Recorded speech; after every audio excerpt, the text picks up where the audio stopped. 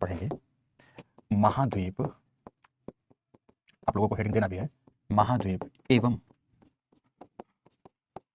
सागरीय द्रोणी उत्पत्ति संबंधी सिद्धांत।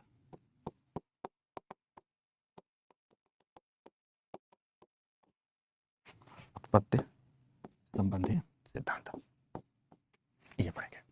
हेडिंग दीजिए।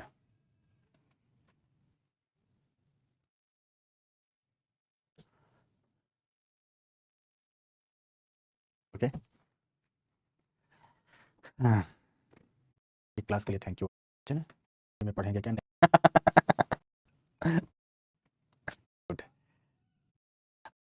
सभी 60 एक्सेट्रा एक्सेट्रा एक्सेट्रा तमाम बातें। गांधारी के चरित्र को जानते हो ना? बस मैं गांधारी हूँ महाभारत की। बंद करो सभी, अब कमेंट्स बंद करो। के अंतर्गत पृथ्वी की उत्पत्ति, ब्रह्मांड की उत्पत्ति, पृथ्वी की आंतरिक संरचना, भूप्रपटी की उत्पत्ति आदि संबंधी सिद्धांतों का पीछे की कक्षाओं में अध्ययन आपने किया है। और उसी क्रम में आगे बढ़ते हुए हम लोगों ने जियोलॉजिकल टाइम स्केल का टॉपिक भी कंप्लीट कर लिया। जियोलॉजिकल टाइम स्केल का टॉपिक भी हमने कंप्लीट कर लिया। अब बारी है कि जो भूप्रपटी का निर्माण हुआ है, भूपृष्ठ या भूप्रपटी जिसको आप अर्थकृष्ठ कहते हैं, अर्थकृष्ठ इवॉल्व तो हो गई, लेकिन इसमें जो दो प्रकार की प्रमुख स्थलाकृतियां पाई जाती हैं, प्राथमिक स्थलाकृतियों में जिन्हें गिना जाता है महाद्वीप एवं सागरीय द्रोणी। द्रोणी का मतलब होता है सागर की तली, द्रोणी का मतलब कहीं कंफ्यूज नहीं होना है, ओशियनिक बेसिन इंग्लिश में बोलते हैं, तो उसका मतलब होता है सागर की तली। इन सब की उत्पत्ति कैसे हुई है, इसके संदर्भ में सिद्धांतों पर चर्चा करनी है। तो दोस्तों आपको सबसे पहले बताता हूं, फिर लिखाऊंगा कि इनके उत्पत्ति के संदर्भ में भूगोल या भूगर्भ शास्त्र में दो प्रकार के सिद्धांत देखने को मिलते हैं। एक सिद्धांत है संकुचनवादी मत है, संकुचनवादी मत है दोस्तों, मत है। और दूसरे तरफ है प्रवाह सिद्धांत, दूसरी तरफ प्रवाह सिद्धांत आते हैं। संकुचनवादियों में प्रमुख रूप से इसमें जो नाम आता है दोस्तों, इसमें लव महोदय का नाम आता है, लैपवर्थ महोदय का नाम आता है, लैपवर्थ महोदय का नाम आता है, लोथियन ग्रीन महोदय का नाम आता है, लोथियन ग्रीन महोदय का नाम आता है, इन सब का नाम आता है। लेकिन प्रवाह सिद्धांत में जो मुख्य रूप से सिद्धांतों की चर्चा होती है, उसमें पहला आता है महाद्वीपीय विस्थापन सिद्धांत। विस्थापन सिद्धांत, सारे सिद्धांत बहुत महत्वपूर्ण है। विस्थापन सिद्धांत सबसे पहला मत तो यह है, विचार तो यह है, अल्फ्रेड वेगनर द्वारा दिया गया था, आज इसे विस्तार से पढ़ेंगे। दूसरा आता है इसमें संवहन धारा सिद्धांत, संवहन धारा, ये फ्लो चार्ट आप लोगों को अपनी कॉपी में बनाना है। संवहन धारा सिद्धांत आर्थर होम्स ने दिया था। तीसरे नंबर पर आता है भूचुंबकत्व, जियोमैग्नेटिज्म, भूचुंबकत्व की बात आती है। चौथे नंबर पर दोस्तों आता है सागर नितल प्रसरण, सागर नितल प्रसरण सिद्धांत आता है। और लास्ट आता है दोस्तों पांचवें नंबर पर लास्ट आता है, ध्यान रखना, लास्ट आता है प्लेट विवर्तनिक सिद्धांत, प्लेट विवर्तनिक सिद्धांत आता है, प्लेट टेक्टोनिक। तो समझो इतना बड़ा टॉपिक है, ये टॉपिक छोटा नहीं है बेटा, ये टॉपिक बड़ा है, इतना बड़ा टॉपिक आपको पढ़ना है, इतना बड़ा टॉपिक, ठीक है, इतना बड़ा टॉपिक। अब आप सोचोगे सर इनको आपने बेइज्जती क्यों कर दी, किनारे में चुपचाप बैठा दिया, उसको इतना बड़ा विस्तार से लिखा है। बेसिकली इनकी बेइज्जती नहीं की है ये इनके द्वारा कही गई बातें मान्य नहीं है। क्या है मैं बताऊंगा। जैसे बच्चे ने लिखा लोथियन ग्रीन ने चतुष्फलक सिद्धांत दिया था, बिल्कुल दिया था बेटा, बट वो ऑप्शनल के लेवल पर जरूरत पड़ती है, यहाँ जरूरत नहीं पड़ती है आपको। इनके सिद्धांत मान्य नहीं है, मान्य इनके सिद्धांत होंगे, तो इनको वरीयता प्रदान करेंगे। इनके सिद्धांतों में भी लास्ट में जो प्लेट विवर्तनिक सिद्धांत होता है, सर्वमान्य सिद्धांत वो होगा, लेकिन विकास क्रम में हम इनकी बात एक एक करके करेंगे। तो सबसे पहले समझना है आपको, कॉन्ट्रैक्शन थ्योरी समझना है, संकुचनवादी मत को समझना है, इसको समझना है। इन लोगों का बेसिकली कहना क्या था, ये आप समझो। ये कहते हैं कि ये तो सब कोई जानता है कि हमारी पृथ्वी आरंभ में अपने उत्पत्ति कालखंड में धधकते हुए गैसीय आग के गोले के भांति थी, कुछ इस रूप में उपस्थिति थी। सब लोगों ने कहा हाँ मानते हैं, बिल्कुल सही है कि हमारी पृथ्वी आग के गोले के भांति थी, इसमें कोई दो राय है ही नहीं। तो इसमें इसके माध्यम से आप क्या कहना चाहते हो, आप ये बताओ। फिर ये बोलते हैं कि अच्छा समय के साथ हमारी पृथ्वी ठंडी हो रही है, ये मानते हो कि नहीं? लोगों ने कहा हाँ ये भी मानते हैं, समय के साथ हमारी पृथ्वी ठंडी हो रही है। फिर आगे की बात करते हैं, अगर पृथ्वी ठंडी हो रही है तो सुनना ध्यान से, अगर पृथ्वी ठंडी होती है तो ठंडे होने के क्रम में भूप्रपटी का निर्माण हुआ। लोगों ने कहा हाँ बिल्कुल सही बात है, ठंडे होने के क्रम में भूप्रपटी का निर्माण हुआ। तो फिर अब यहां पर इन्होंने साइंस के नियम अप्लाई करने शुरू किए। बोले अच्छा ये बताओ, अगर भूप्रपटी में कहीं पर हल्के पदार्थ है और कहीं पर भारी पदार्थ है तो कौन जल्दी ठंडा होगा? तो लोगों ने बताया निश्चित रूप से हल्के पदार्थ जल्दी ठंडे होंगे और भारी पदार्थ देरी से ठंडे होंगे। बोले बस बस बस मेरा काम हो गया। मैं यही तो समझाना चाहता था कि भूप्रपटी पर जो उपस्थित पदार्थ हैं तो हल्के पदार्थ जल्दी ठंडे होकर संकुचित हो गए, संकुचन के कारण जब अवतलित हुए तो वो सागरीय द्रोणी कहलाए, जबकि भारी पदार्थ देरी से ठंडे हुए तो वो उभार लिए रह गए, और जो उभार लिए रह गए वो महाद्वीप कहलाए। फिर से सुनना, बोलते जो हल्के पदार्थ होते हैं क्योंकि अपनी ऊष्मा को शीघ्रता से त्याग करते हैं, तो वह शीघ्र त्याग कर जब ठंडे हुए तो संकुचन के क्रम में अवतलित होकर सागरीय द्रोणियों का निर्माण कर दिया। पर दूसरी तरफ जो भारी पदार्थ हैं वो बेसिकली चूंकि देरी से ठंडे हुए तो वो सापेक्षिक रूप से उभार लिए रह गए, तो उभार वाले हिस्से ही महाद्वीप कहलाए, जबकि जो अवतलित हो गए हिस्से वह सागर कहलाए। ऐसे देखो, जैसे इसको मैं कई भागों में बांट दूं, मान लो 1 2 3 4। मान लेते हैं ये हिस्सा उभार लिया हुआ हो गया, तो दूसरा मान लेते हैं ये हिस्सा अवतलित हो गया, फिर मान लेते हैं ये हिस्सा अवतलित हो गया, तो फिर मान लेते हैं ये हिस्सा उभार वाला हो गया। तो मतलब कुछ हिस्से उभार लिए हुए हो गए। मान लो ये हिस्सा ऊपर उभार लिए हुए है, ये हिस्सा ऊपर उभार लिए हुए है, ये हिस्सा अवतलित हो गया है, ये हिस्सा अवतलित हो गया है। तो बोले जो अवतलित हो गए हिस्से वो सागरीय द्रोणी बने, सागरीय द्रोणी बने, जबकि दूसरे तरफ जो उभार लिए हुए हैं वो महाद्वीप बन गए। इस प्रकार से विभेदी शीतलन के क्रम में जब संकुचन की प्रक्रिया हुई तो संकुचन में जो ज्यादा संकुचित हो गए वो सागरीय द्रोणी कहलाए और जो संकुचन से बचे रह गए वो महाद्वीप का रूप धारण करते हैं। इस तरह से मेरे प्यारे दोस्तों इन्होंने अपनी बात कही। अब समस्या ये आई कि लोगों ने कहा कि चलो चलो बड़ी अच्छी बात है यार, बड़ा मजा आया, तुमने बड़ी अच्छी अच्छी बात कही, रोचक रोचक, तो चलो अब चेक करके देखते क्या ऐसा हुआ है। सागरीय द्रोणी की चट्टानों को उठाया और उठाकर देखा क्या ये भारी है या हल्की है, तो पता चला ये हल्की नहीं है बल्कि महाद्वीपों की तुलना में ज्यादा भारी है। सागरीय द्रोणी बेसाल्ट की बनी जबकि महाद्वीप ग्रेनाइट के बने। तो लोगों ने कहा धत बदमाश, झूठा कहीं का, कैसे झूठ बोल रहा है कि सागरीय द्रोणियों की चट्टानें हल्की हैं इसलिए ऊष्मा त्याग कर जल्दी ठंडी हुई और संकुचित हो गई, जबकि इसकी चट्टानें तो भारी प्राप्त होती हैं महाद्वीपों से, तो महाद्वीपों को जल्दी ठंडा होकर अवतलित होना चाहिए था, सागरीय द्रोणी क्यों अवतलित हो गई? ये बोले गलती हो गई, कोई बात नहीं, लेकिन दूसरी बात भी मेरे चेक करो, देखो दूसरी बात सही निकलेगी। लोगों ने दूसरी बात चेक की।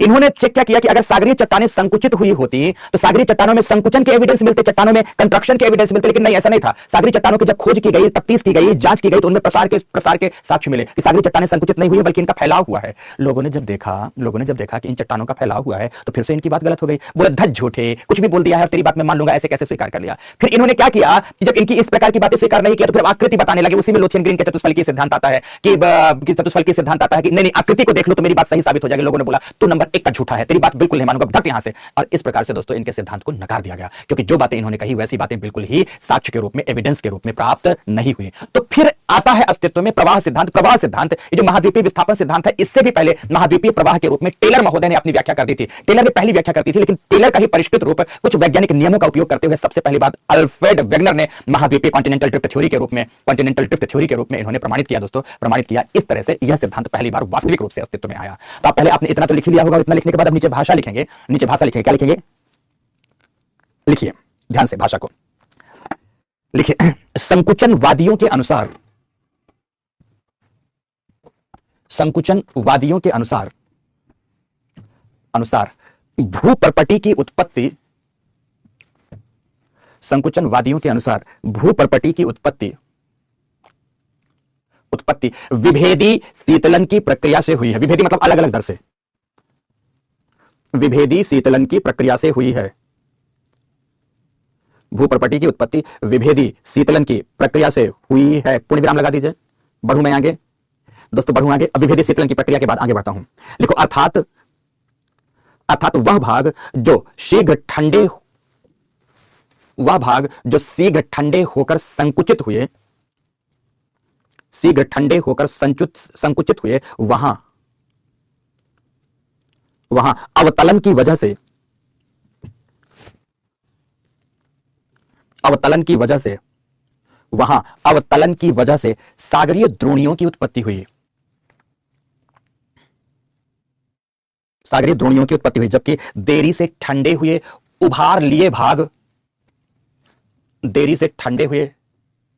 उभार लिए भाग महाद्वीप कहलाए। क्लास में आते ही कोमल बिटिया समझाया हूं द्रोणी क्या होता, दोबारा बोलूंगा भी नहीं, समझाऊंगा भी नहीं समझ में आया तुमको, तुम्हारी प्रॉब्लम है।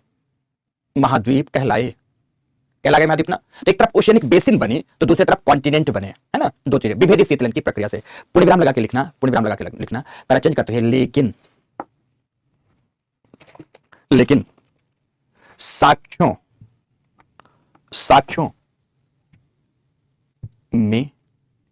लेकिन साक्ष्यों में ऐसे प्रमाण प्राप्त नहीं हुए, बल्कि इसके विपरीत स्थितियां देखने को मिली।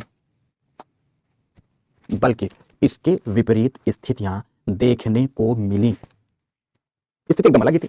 इसके विपरीत स्थितियां देखने को मिली, जैसे महाद्वीप ग्रेनाइट जैसे हल्के तत्व से बने हैं,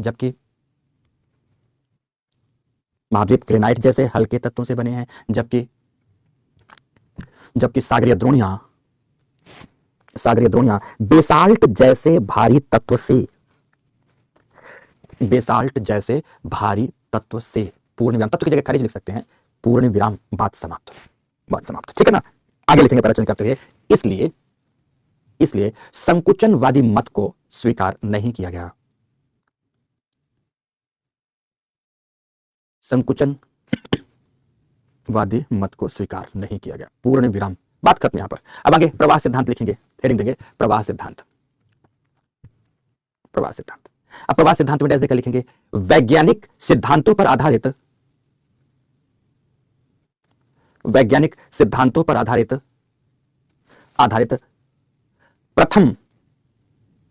प्रथम महत्वपूर्ण सिद्धांत, प्रथम महत्वपूर्ण सिद्धांत महाद्वीपीय विस्थापन सिद्धांत के रूप में अस्तित्व में आया।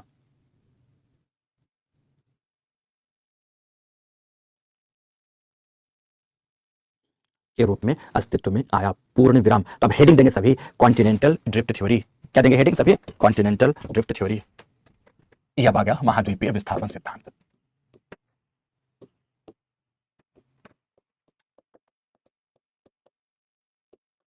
Continental drift theory.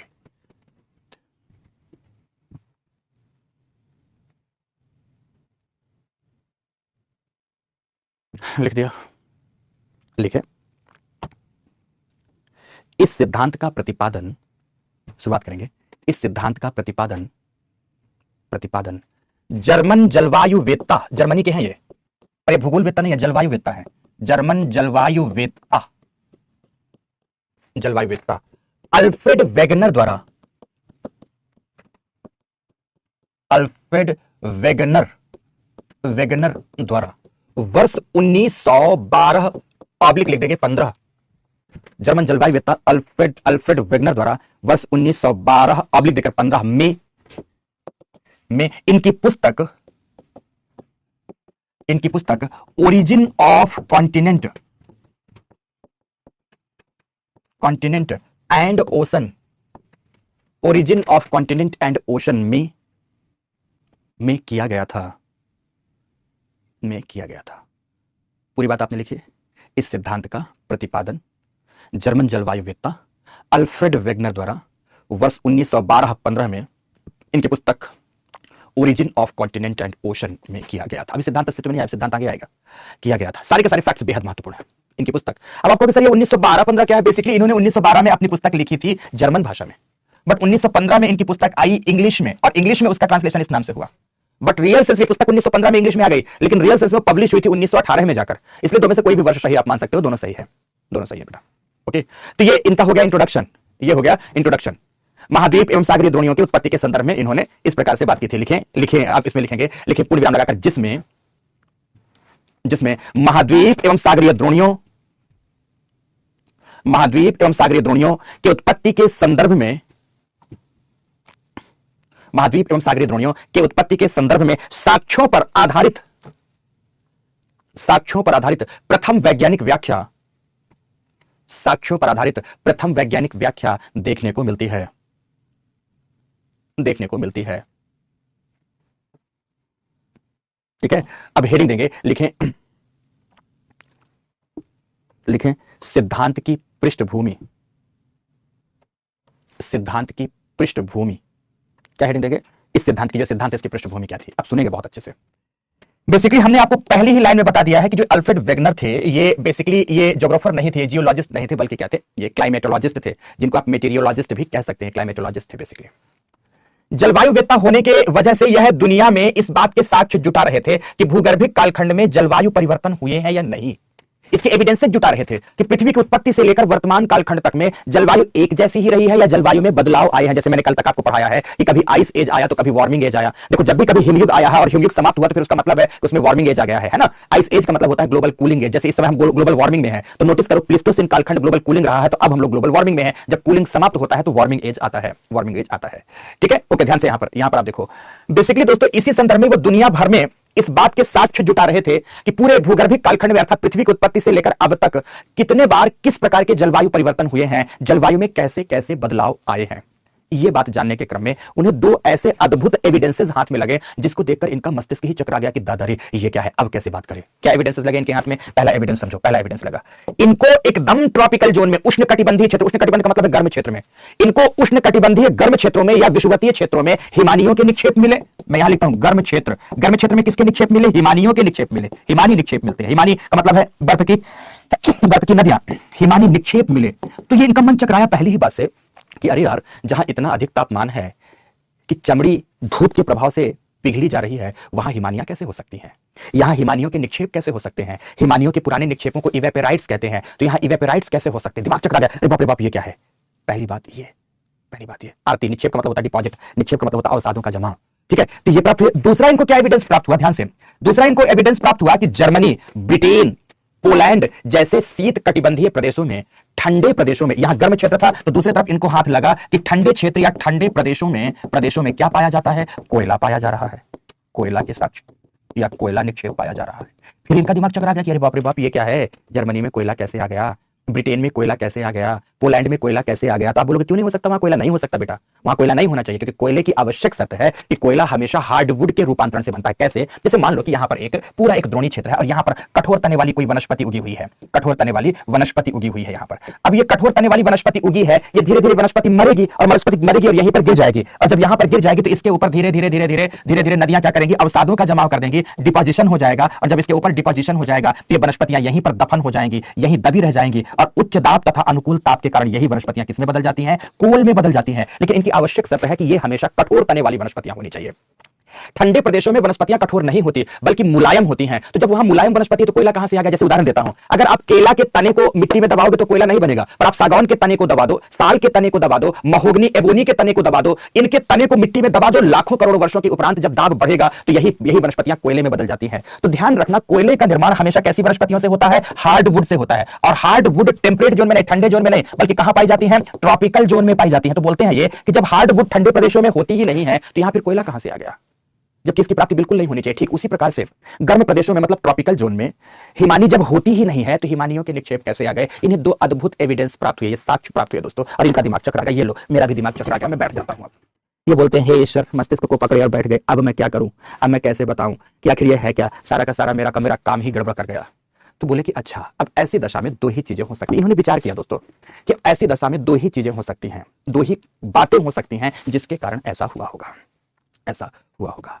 क्या दो कारण ऐसा हुआ होगा? नंबर वन, पहला क्या हो सकता है? दो क्या बातें हो सकती हैं? दो संभावित दशाएं कौन सी हो सकती हैं जिसमें ऐसा हुआ हो? पहली संभावित दशा है कि जलवायु परिवर्तन हुआ होगा, जलवायु परिवर्तन हुआ होगा। अब जलवायु परिवर्तन में इन्होंने क्या बात बताई कि ऐसा संभव है कि जलवायु परिवर्तन ऐसा कुछ रहा होगा कि आज जहां गर्म क्षेत्र है कभी यहां पर ठंडी जलवायु रही होगी तो हिमानियां पाई जाती रही होंगी। दूसरा, आज जो ठंडा क्षेत्र है कभी यहां पर गर्म जलवायु रही होगी, मतलब ट्रॉपिकल क्लाइमेट रही होगी, जिसकी वजह से यहां पर कोयला बने होंगे। बोले ये एक बात है कि ऐसा हो सकता है कि एक बड़े व्यापक पैमाने पर जलवायु में परिवर्तन हुआ होगा, और जलवायु में परिवर्तन से गर्म क्षेत्र ठंडा रहा होगा और ठंडे क्षेत्र गर्म रहे होंगे, और आज जरूर उसके विपरीत स्थिति प्राप्त होती है। आज जरूर। आरती शर्मा मूर्ख है क्या बिटिया तू? अरे डिकंपोज हो जाएगी तो नहीं बनेगा, सरल सा जवाब है। जो वनस्पति डिकंपोज नहीं होती उसका बन जाता है। दो ही लाइनें हैं इसके जवाब में, बार बार यही क्वेश्चन बिटिया तुम कर रही हो। इतना गंभीर टॉपिक चल रहा, सुनना नहीं है। अरे जो डिकंपोज हो गई, बता तो दिया केले के तने को डिकंपोज हो जाना है तो नहीं बनेगा। जो डिकंपोज नहीं होगा बन जाएगा कोयला। अरे भाई, डिकंपोज होती है वनस्पतियां। मान लो कि 10 लाख पेड़ जमा हुआ, 10 लाख में से बहुत सारा पेड़ डिकंपोज हो जाएगा, जो डिकंपोज से बचा रह गया वो कोयला बन जाएगा। कुछ सरल सब बेसिक सब ब्रेन अप्लाई करा कर बिटिया। नहीं पिटाई खाएगी मुझसे, बहुत जबरदस्त पिटाई खाएगी, मम्मी पापा को फोन करके उनसे ही पिटाई खिलवाऊंगा। ओके, दोबारा ऐसे बीच ऐसे गंभीर टॉपिक में ऐसे फालतू प्रश्न बार बार मत पूछना, थोड़ा सा ब्रेन अप्लाई करना। समझ में आ गई बात की नहीं? ओके, आते दोस्तों फिर से टॉपिक में आते हैं। सुनना ध्यान से, सुनना ध्यान से। इन्होंने कहा कि ऐसा दो ही कारणों से हो सकता है। कैसे दो कारणों से हो सकता है? पहली बात है कि इतना बड़े पैमाने पर जलवायु परिवर्तन हुआ होगा जिसकी वजह से ऐसी स्थिति रही होगी, अनुमान लगा लिया इन्होंने। तो दूसरी बात क्या कहते हैं? चलो, अगर ऐसा नहीं हुआ, क्या बोलते हैं? अगर मान लेते हैं कि ऐसा नहीं हुआ। क्यों ऐसा मान लेते हैं? क्योंकि इन्होंने कहा कि इतने व्यापक पैमाने पर जलवायु परिवर्तन संभव नहीं है कि विषुवतीय प्रदेशों में हिमानियों का जमाव हो जाए या ठंडे शीतोष्ण क्षेत्रों में गर्म प्रदेशों की वनस्पतियां उगने लगी। इतना तो जलवायु परिवर्तन पूरे भूगर्भिक कालखंड में संभव है नहीं। बोले जब ये संभव नहीं है, पहली शर्त मैंने ही बताई और मैंने ही नकार दी, तो दूसरा क्या हो सकते हैं? तो दूसरा हो सकता है महाद्वीपों का विस्थापन हुआ होगा। क्या? महाद्वीपों का विस्थापन हुआ होगा। ये हुआ होगा, महाद्वीपों का विस्थापन हुआ होगा। बोलते हैं अगर पहली बात नहीं हुई है तो फिर अवश्य ही क्या हुआ होगा? महाद्वीपों का विस्थापन हुआ होगा। अब महाद्वीपों का विस्थापन के माध्यम से इन्होंने क्या साबित किया? इन्होंने कहा कि वह क्षेत्र जो आज गर्म जलवायु कटिबंध में अवस्थित है, फिर से वह भौगोलिक प्रदेश जो आज गर्म जलवायु कटिबंध में है, वह भूगर्भिक कालखंड में कभी ठंडे जलवायु क्षेत्र में रहा होगा और धीरे धीरे धीरे धीरे धीरे प्रवाहित होता हुआ आज जब मानव जाती है तो वो गर्म क्षेत्र में दिखता है, जबकि सही मामले में वो पीछे भूगर्भिक कालखंड में करोड़ों वर्ष पहले कहां रहा होगा, ठंडे प्रदेश में रहा होगा। आज जरूर वह गर्म क्षेत्र में प्राप्त होता है। तो जब वह ठंडे प्रदेश में रहा होगा, जब वह ठंडे जलवायु क्षेत्र में रहा होगा, तब वहां पर हिमानियों का जमा हुआ होगा। किसका जमा हुआ होगा? हिमानियों का जमा हुआ होगा। पहली बात तो ये। दूसरी बात, इसी तरह से कहते हैं पुनः कि आज के जो ठंडे प्रदेश है जैसे जर्मनी, ब्रिटेन, पोलैंड आदि के क्षेत्र आज जरूर शीतोष्ण कटिबंधों में है, लेकिन भूगर्भिक कालखंड में करोड़ों करोड़ों वर्ष पहले अवश्य ही ऐसा हुआ होगा कि यह ट्रॉपिकल जोन में रहे होंगे, यह गर्म क्षेत्रों में रहे होंगे, गर्म जलवायु क्षेत्र में रहे होंगे। तो जब गर्म जलवायु क्षेत्र में रहे होंगे तो वहां पर ट्रॉपिकल हार्डवुड रही होंगी और वही ट्रॉपिकल हार्डवुड कोयले में बदली होंगी। मतलब जलवायु नहीं बदला, बल्कि ये क्षेत्र प्रवाहित होकर के आज की अवस्थिति में आए। जैसे ये ग्लास आज यहां रखी हुई हमें दिखती तो है कि आज सर के हाथ में रखी है, लेकिन कभी ऐसा जरूर रहा होगा कि यह ग्लास यहां नहीं बल्कि किचन में रही होगी। तो ये ग्लास विस्थापित होकर मेरे हाथ के पास आई है, ना कि मेरे हाथ की दशाएं बदली हैं। मेरा हाथ यहीं का यहीं है, ग्लास का विस्थापन हुआ और ग्लास यहां पर आ गई। ठीक इसी प्रकार से महाद्वीप कहीं और रहे होंगे, ये विस्थापित होते हुए प्रवाह के क्रम में आज की स्थिति को प्राप्त हुए होंगे। समझ में आ गई मेरी बात की नहीं? ओके ओके, ऐसी स्थिति आई दोस्तों, ऐसी स्थिति आई। इसी बात के लिए यह ज्यादा समर्थन प्रदान करते हैं कि अवश्य ही ऐसा हुआ होगा। और जब बोलते हैं कि ऐसा हुआ होगा तो उसके बाद फिर इन्होंने अपने सिद्धांत की रचना करना शुरू कर दी, सिद्धांत को गढ़ना शुरू कर दिया। तब सिद्धांत क्या है उस बात को बाद में कहेंगे, और इसके लिए इन्हें जो बातें इन्होंने कही उसे हम यहां पर पहले कह डालते हैं। तो लिखो लिखो, क्या लिखोगे? आपने जो हेडिंग दिया, हेडिंग के बाद आगे आप क्या लिखोगे? ध्यान से लिखो। जलवायु वेत्ता होने के नाते, नाते या कारण कुछ भी,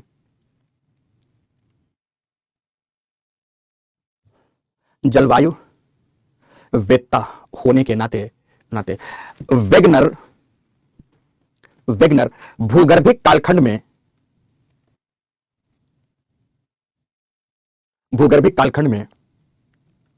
होने के नाते वेगनर भूगर्भिक कालखंड में हुए जलवायु परिवर्तन के साक्ष्य जुटाना चाहते थे। एक क्रम में साक्ष्य जुटाना चाहते थे, एविडेंसेस, साक्ष्य जुटाना चाहते थे। पूर्ण विराम लगाएं, जुटा लिए साक्ष्य। तो क्या लिखेंगे आप? लिखो, इस प्रयास के क्रम में ज्ञात हुआ कि, क्या उन्हें मिला? इस प्रयास के क्रम में ज्ञात हुआ कि नंबर वन उष्ण कटिबंधीय विषुवतीय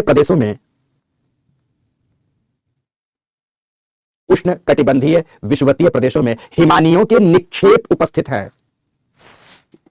उष्ण कटिबंधीय विषुवतीय प्रदेशों में हिमानियों के निक्षेप उपस्थित हैं। जबकि नंबर 2, जबकि के बाद लिखेंगे नंबर 2 शीतोष्ण कटिबंधीय जलवायु प्रदेशों में कोयले के निक्षेप हैं, जबकि कोयले की आवश्यकता क्या है? जबकि कोयला केवल कठोर तने वाली वनस्पतियों से निर्मित होते हैं।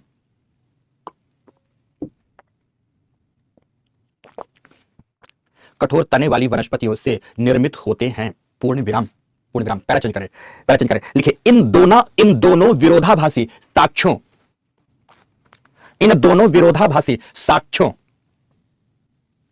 साक्ष्यों के आधार पर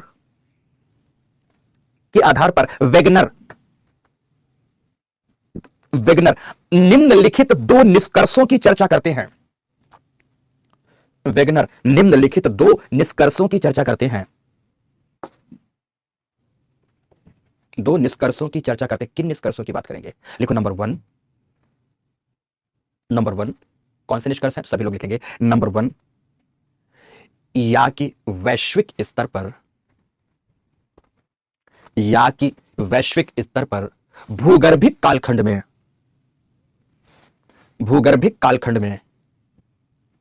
में व्यापक जलवायु परिवर्तन हुए होंगे। भूगर्भिक कालखंड में वैश्विक स्तर पर व्यापक जलवायु परिवर्तन हुए होंगे, या उन्होंने कहा यदि ऐसा नहीं है तो क्या? तो लिखते हैं या महाद्वीपों का विस्थापन हुआ होगा। दो ही बातें हो सकती हैं। या कि जलवायु परिवर्तन हुआ होगा, या क्या हुआ होगा, महाद्वीपों का विस्थापन हुआ होगा। पूर्ण विराम लिखे अंततः वेगनर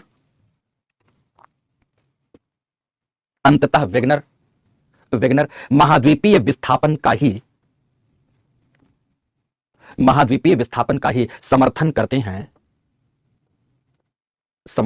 हैं। ठीक है, क्या कहते हैं कि हम मानते हैं कि इतना बड़े पैमाने पर जलवायु परिवर्तन नहीं हो सकता, तो निश्चित ही महाद्वीपों का विस्थापन हुआ होगा, इसी बात का समर्थन करते हैं। जब समर्थन कर दिया तो आप अपना सिद्धांत की रचना करेंगे। तो लिखिए, हेडिंग देंगे सिद्धांत की मूलभूत मान्यताएं। सिद्धांत की मूलभूत मान्यताएं।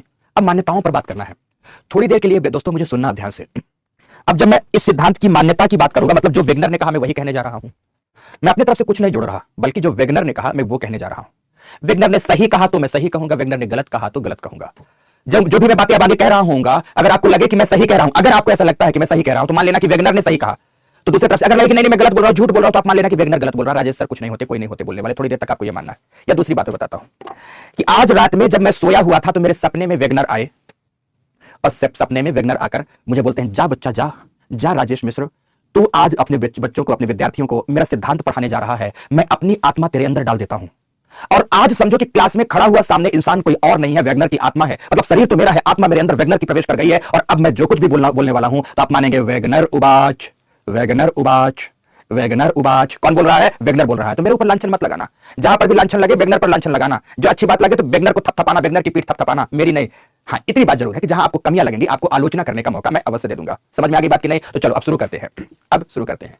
सिद्धांत के पक्ष की, सिद्धांत की मूलभूत मान्यताएं कौन सी थी? तो मान्यताओं में दोस्तों यहां लिख देता हूं मान्यताएं,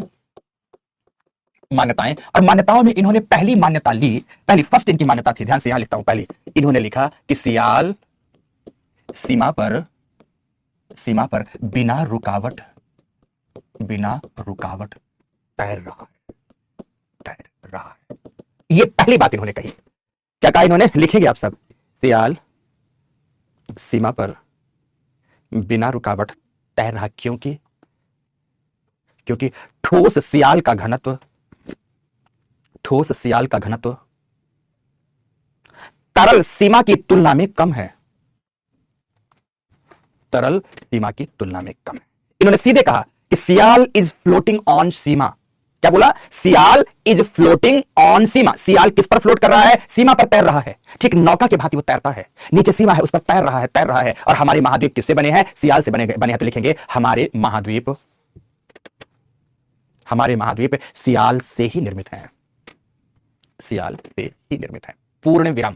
पहली बात इन्होंने इस प्रकार से कही, ठीक है ना। अब सियाल आप जानते हैं, मैंने आपको बताया सियाल कौन सी परत है, सीमा कौन सी परत है, आपको पढ़ा चुका हूं दोस्तों। पहली बात अपनी मान्यता में इन्होंने ये कही। अब दूसरी बात पर आते हैं, सेकंड बात में इन्होंने पैंजिया की अवधारणा दी। तो लिखें पैंजिया की अवधारणा। अब पैंजिया की अवधारणा में इन्होंने क्या बताया? ध्यान से इन्होंने कहा, ध्यान से सुनना मित्रों, मेरे प्यारे दोस्तों, बहुत अच्छे से पढ़ाऊंगा। अगर सुनोगे तो मैं सच में यकीन रखो एक डाउट नहीं रहने दूंगा। नहीं सुनोगे तो मैं क्या, ईश्वर भी आके पढ़ा देगा, या अल्लाह भी आकर उतर आएगा पृथ्वी पर पढ़ाएगा, तब भी आपको नहीं समझ में आएगा। सुनना ही नहीं है, ध्यान से कमेंट बाजी में लगे रहना। तो मुझे क्या करना, मैं तो कहूंगा एवं मस्तु बच्चा, इसी तरह पढ़ता रहे, अपनी जिंदगी बर्बाद करता रहे, अपने को बर्बाद कर पूरे कुल परिवार का नाश करता रहे। तुझे प्रणाम है बच्चा, तेरे चरणों पर मैं दंडवत प्रणाम करता हूं। क्या बोलूंगा बेटा, बताओ, मान तो रहे नहीं हो आप लोग।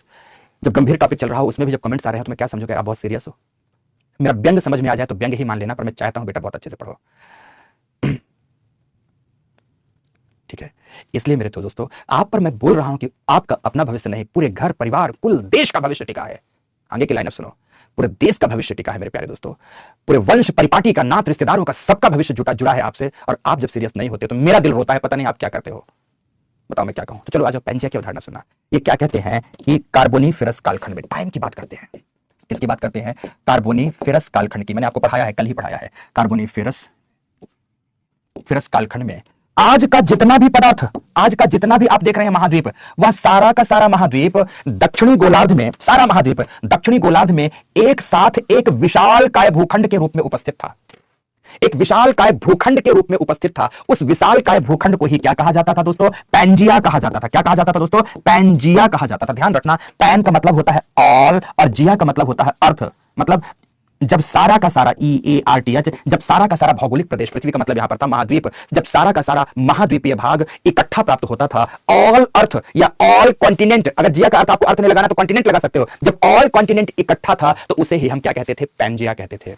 सारे महाद्वीपों के इकट्ठा होने के क्रम में इसके चारों ओर एक विशालकाय पैलियो पैसिफिक ओशन प्राप्त होता था, एक पूरा प्रशांत महासागरीय जल क्षेत्र प्राप्त होता था। इस पैलियो पैसिफिक ओशन का नाम उन्होंने दिया पैंथालसा। क्या नाम दिया दोस्तों इसका नाम? पैंथालसा नाम दिया। कई बच्चे बोलते हैं पैंथालासा, गलत बोलते हैं, किताबें गलत लिखती है पैंथालासा। What is Panthalassa? आप बोलेंगे ऐसे पैंथालसा, क्या बोलेंगे? पैंथालसा। पैंथालसा की बात ये करते हैं और फिर से यहां पर पैन का नाम हो गया ऑल और थालसा का मतलब होता है सी। जब सारे सागरीय जल क्षेत्र एक साथ मिले हुए थे तो उसे कहते हैं पैंथालसा। तो पैंजिया की अवधारणा के क्रम में पैंथालसा की व्याख्या होती है कि जब सारा सागर महासागर क्षेत्र एक साथ जुड़ा हुआ था तो उसे पैंथालसा कहते हैं। फिर आगे की बात आती है, इन्होंने बताया कि पैंजिया के मध्य में एक छिछला मतलब कम गहराई का सागर उपस्थित था, या कम गहराई का सागर जो होता है उसे भूषण्णति भी कहते हैं, जियोसिंक्लाइन भी कहते हैं, जिसका नाम था टेथिस जियोसिंक्लाइन। क्या नाम था दोस्तों इसका?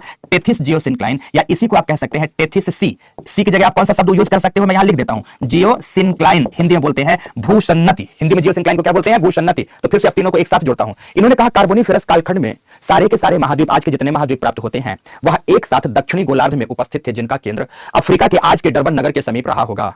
इसके चारों ओर जो पुराना प्रशांत महासागरीय जल क्षेत्र प्राप्त होता था उसे हम पैंथालसा कहते हैं। पैंथालसा का अर्थ है कि समस्त सागरों का समूह। पैंजिया के मध्य भाग में जो छिछली भूषण्णत या छिछला सागर प्राप्त होता था, छिछला मतलब कम गहराई का सागर प्राप्त होता था, उसे टेथिस सी या टेथिस जियोसिंक्लाइन कहते हैं। फिर आगे की बात आती है, इन्होंने आगे समझाया ये पैंजिया दो भागों में विभाजित था।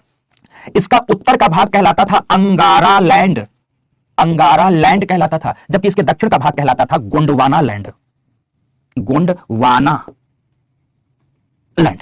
उत्तर का भाग क्या हो गया दोस्तों? अंगारा लैंड, और दक्षिण का भाग क्या हो गया? गोंडवाना लैंड के नाम से जाना जाता है। इन्होंने प्रॉपर्ली बताया कि उत्तर का भाग अंगारा लैंड होगा और दक्षिण का भाग गोंडवाना लैंड होगा। कई किताबों में या ज्यादातर किताबों में अंगारा लैंड को लॉरेंसिया लिखा गया है। फिर से सुनना दोस्तों, बहुत सारी ऐसी किताबें हैं जिनमें अंगारा लैंड को लॉरेंसिया लिखा गया। ना तो ये सही है ना तो ये गलत है, पर अगर वेगनर की पुस्तक की मूल प्रति का ट्रांसलेशन दिया जाए तो उन्होंने उत्तर के भाग को लॉरेंसिया नहीं बल्कि अंगारा लैंड कहा है। ये जरूर बताया है कि जो अंगारा लैंड है ये दो भागों में विभाजित था। कैसे दो भागों में विभाजित था? इसका पश्चिम का हिस्सा था जिसे लॉरेंसिया कहते थे, और पूर्व का हिस्सा था उसे यूरेशिया कहते थे। पूर्व का हिस्सा क्या कहलाता था? यहां मैं लिख देता हूं, यूरेशिया कहलाता था, जबकि पश्चिम का हिस्सा लॉरेंसिया कहलाता था। LAURENTIA, लॉरेंसिया कहलाता था। पश्चिम का हिस्सा, अंगारा लैंड का पश्चिम का हिस्सा लॉरेंसिया था और पूर्व का हिस्सा यूरेशिया कहलाता था। रियलिटी ये है, रियल एक्सप्लेनेशन ये है। मैंने कहा ना कि जब पढ़ रहे हो राजेश में से तो भरोसे से पढ़ो, एक एक बारीकियां समझा दूंगा। और इसके अलावा जितना भी भाग बचा, दक्षिण America, Antarctica, Africa, Arabian peninsula, Australia, भारतीय प्रायद्वीप आदि, यह सब कुछ किसके अंग थे दोस्तों? ये सब कुछ गोंडवाना लैंड के अंग थे। लॉरेंसिया में आता है उत्तर अमेरिका का हिस्सा, यूरेशिया में आता है, आप सभी के सभी लोग जानते हैं, यूरेशियन लैंड के अंतर्गत अगर आप देखेंगे तो यूरोप और रशिया के साइबेरिया आदि का क्षेत्र मिलकर यूरेशिया कहलाता है, जबकि लॉरेंसिया में किसकी अवस्थिति है? उत्तर अमेरिका की अवस्थिति है। उसके अलावा सारे महाद्वीपों के हिस्से किसके अंग थे? गोंडवाना लैंड के अंग थे, उनकी अवस्थिति गोंडवाना लैंड में थी। तो इस प्रकार से इन्होंने पैंजिया की एक व्यापक अवधारणा प्रस्तुत की है। जल्दी से पैंजिया की व्यापक अवधारणा के साथ ये चित्र बनाओ आप सभी। आस्था ठीक है बेटा?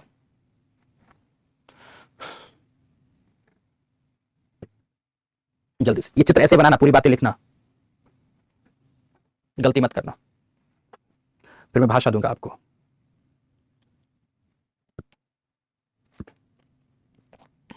बन गया, वेरी गुड। तो लिखेंगे सभी, भाषा लिखेंगे, लिखें पैंजिया की अवधारणा में डैश देकर लिखेंगे, वेगनर के अनुसार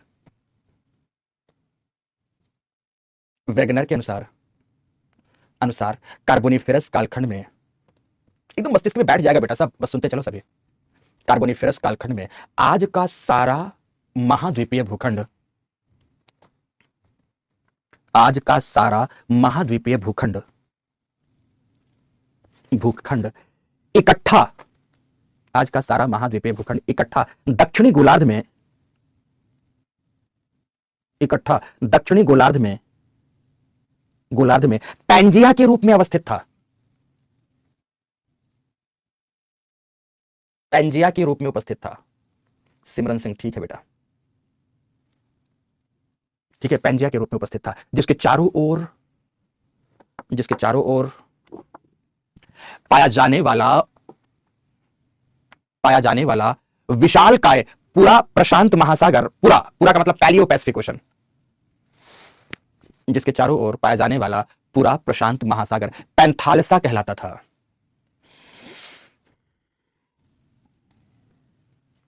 पैंथालसा कहलाता था।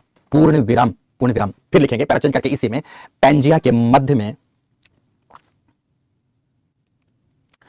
पैंजिया के मध्य में भूसन्नति के रूप में टेथिस सागर की अवस्थिति थी। पैंजिया के मध्य में भूसन्नति के रूप में टेथिस सागर की अवस्थिति थी,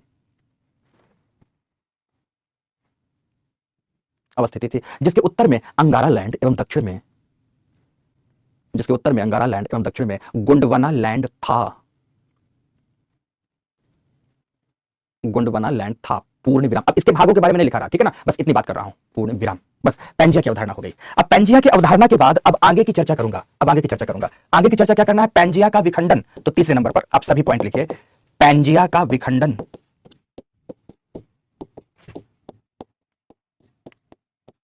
पैंजिया का विखंडन, डैश देकर सभी लिखे, पैंजिया का विखंडन, डैश दीजिए, लिखिए। जुरासिक एवं क्रिटेशियस कालखंड में, जुरासिक कल ही पढ़ा है, जुरासिक एवं क्रिटेशियस कालखंड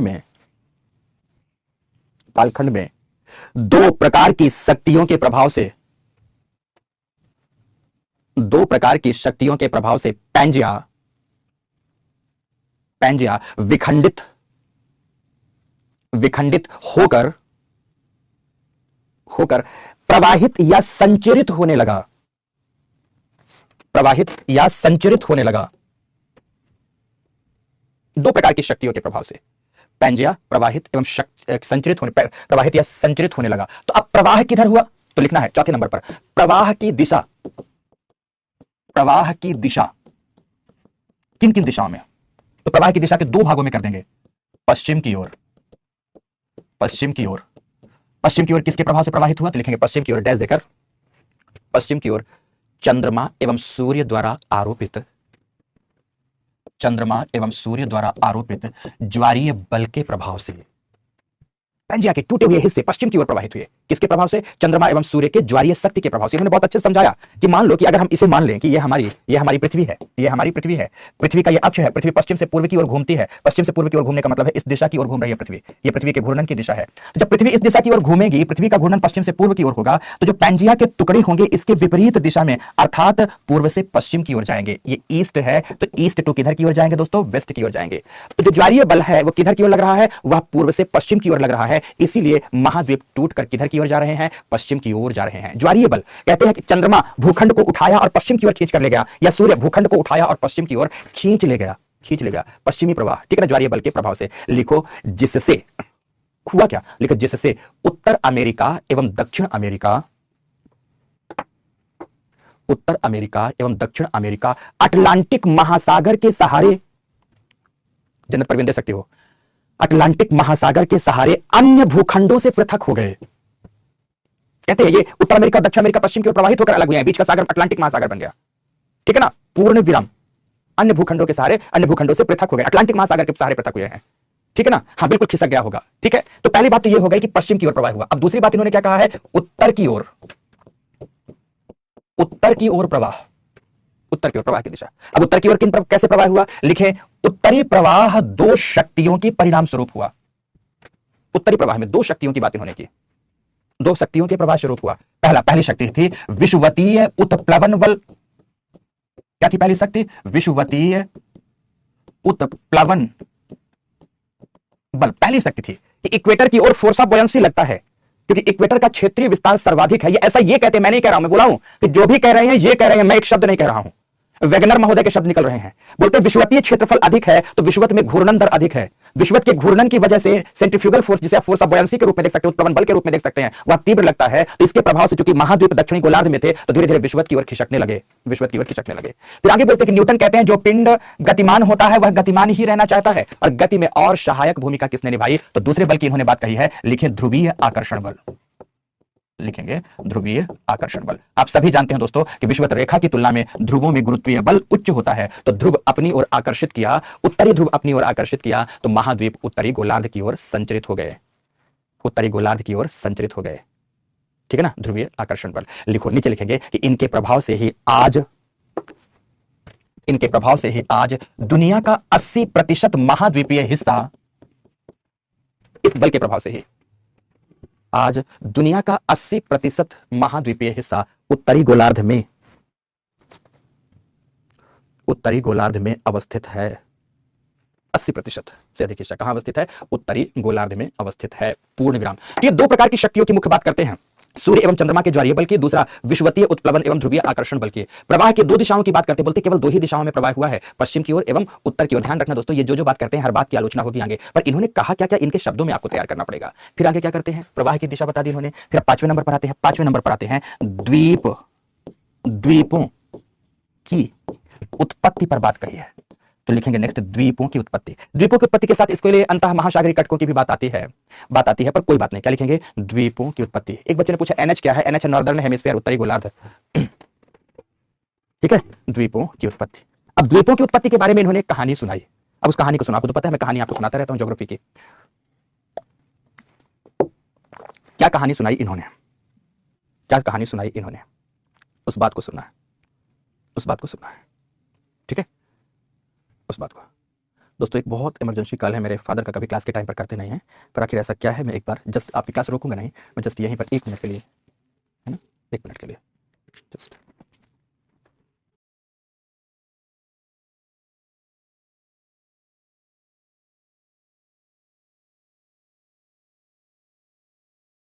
दोस्तों सॉरी, रियली कुछ इमरजेंसी थी, क्लोज रिलेटिव थे, कार्डियक, तो बोले कि मुझे पता था। तो आपको पता होना चाहिए कि मैं आपकी पढ़ाई को राष्ट्र निर्माण की दिशा का एक कदम मानता हूं। आपका जीवन निर्माण तो है ही, पर आप सब दोस्तों इस देश के भविष्य हो। इस दशा में किसी भी शर्त पर कोशिश करता हूं क्लास ले लूं। ऐसा नहीं कि मैं हर दिन क्लास लेता हूं, कई बार होता भी क्लास में उपस्थित भी हो जाता हूं, पर कोशिश करता हूं कि क्लास में ले ही लूं। अब जैसे आज ही क्लास में लेट क्यों था, हर दिन कारण नहीं बताते, क्या हो जाता है। शहरों की जिंदगी में है क्या, देखो कि बहुत ज्यादा बेगानापन है बेटा, बहुत ज्यादा बेगानापन। देखो जैसे गांव घर में होते हैं, 4 परिवार के लोग होते हैं साथ में, कोई जरूरत पड़ी तो एक जरूरत में कोई साथ दे दिया, एक में कोई दे दिया। अब जैसे आज रात से बेटे का स्वास्थ्य ज्यादा ही कुछ खराब था, बेहद खराब था, रात से खराब था। अब दूसरे डॉक्टर के पास गए, उनकी क्लास में उपस्थित हो गया, बोले जाके दिखाया, डॉक्टर कितना भाई बहुत कहीं और होंगे, भाई बंधु कमाने के लिए सही में हम बहुत दूर हैं, सब चीजें भूल जाती हैं। अभी कोई कलुषित विचार नहीं होता दोस्तों, क्योंकि तुम सब हो तो दोस्तों राष्ट्र है, तुम सब हो तो मां भारती की होगा। इसलिए आप जो कर रहे हो ये भी मां भारती के लिए एक दी गई श्रद्धांजलि है, श्रद्धा सुमन है दोस्तों, ध्यान रखना। खैर पढ़ते हैं दोस्तों। ओ गॉड, अब द्वीपों की उत्पत्ति के बारे में क्या कहानी सुनानी थी दोस्तों। यस, कहानी सुनाते हुए कुछ और दिशा में पहुंच गया। कहानी सुनाते द्वीपों की उत्पत्ति के विषय में दोस्तों, द्वीपों की उत्पत्ति में कहानी सुनाई। इन्होंने कहा कि मैंने देखा एक गड़रिया समझ रहे हैं, एक गड़रिया भेड़ों के झुंड को लेकर आगे आगे जा रहा है। गड़रिया आगे आगे है, भेड़ों का झुंड उसके पीछे पीछे है। सुनते जाना बहुत ध्यान से। गड़रिया आगे आगे है, भेड़ों का झुंड उसके पीछे पीछे है। और उसमें वो क्या क्या नोटिस करते हैं, भेड़ों के झुंड में से जो बड़ी बड़ी भेड़ें हैं वो आगे चल रही है, जो छोटी भेड़ें हैं वो पीछे चल रही हैं। आगे की बात करता हूं, भेड़ों के जो बच्चे हैं इस झुंड से अलग होकर पीछे पीछे आ रहे हैं। भेड़ों के जो बच्चे हैं, बच्चे मतलब मेमना है, वह इस झुंड से अलग होकर पीछे पीछे आ रहा है। तो बोलते ठीक इसी प्रकार जब महाद्वीपों का विस्थापन हो रहा था तो ज्वारीय बल के प्रभाव से बड़े बड़े भूखंड तो आगे खिसक गए, लेकिन छोटे भूखंड समुद्र में पीछे रह गए। फिर से बड़े भूखंड तो उन्हीं भेड़ों के झुंड के भांति ज्वारीय बल के प्रभाव से, जैसे भेड़ें गड़रिया के प्रभाव से आगे आगे जा रही थी, उसी तरह से भूखंड महाद्वीप ज्वारीय बल के प्रभाव से तो आगे आगे चले गए, लेकिन जो छोटे छोटे टुकड़े थे, छोटे छोटे भूखंड थे, वह पीछे समुद्री भाग में छूट गए। वही पीछे छूटे हुए भूखंड समुद्री भाग में आज द्वीप कहलाते हैं। ऐसी कहानी बताई उन्होंने। तो लिखो सभी के सभी ध्यान से, सारी कहानियां मैं आपके लिए बना रहा हूं आपके लिए। तो लिखिए सभी के सभी ध्यान से कि आपको याद रहे। लिखिए, ज्वारीय बल के प्रभाव से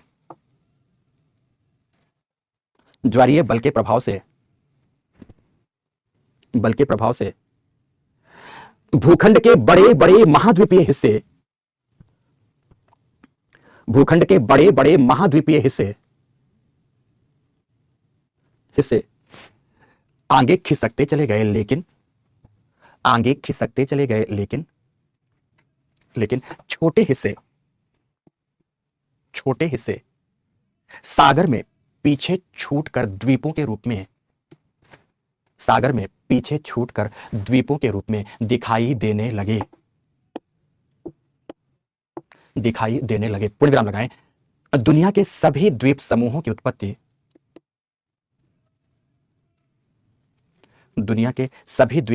उत्पत्ति इसी प्रक्रिया से हुई